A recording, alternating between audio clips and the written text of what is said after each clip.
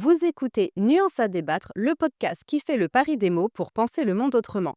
Une voix, un regard, un point de départ pour enrichir nos échanges en tant qu'experts de la langue française. Et aujourd'hui, l'Union européenne face au conflit entre silence stratégique et quête de puissance. La guerre est revenue.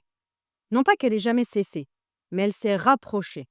Elle frappe aux portes de l'Europe, déjouant le confort d'un continent qui, depuis 1945, s'imaginait à l'abri du feu.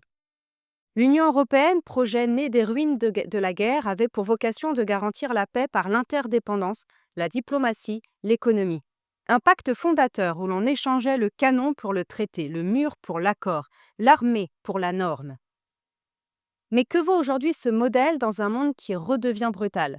Face à la guerre en Ukraine, à l'expansion de la Chine, à l'imprévisibilité des États-Unis, à l'ambiguïté turque, à la militarisation de l'espace, que fait, que peut faire, que veut faire l'Europe ? Agit-elle ou réagit-elle ?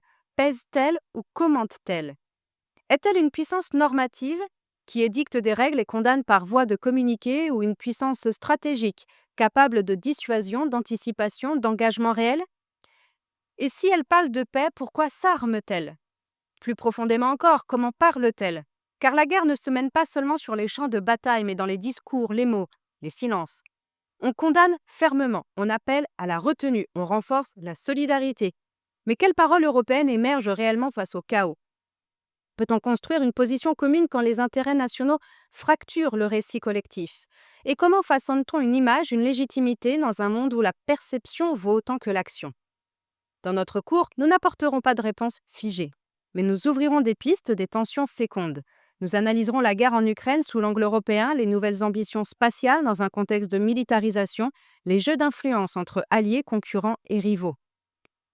Chaque nuance en cache une autre. Retrouvez dans la description les activités de remue-ménage liées à cet épisode et j'ai hâte de vous écouter argumenter et nuancer.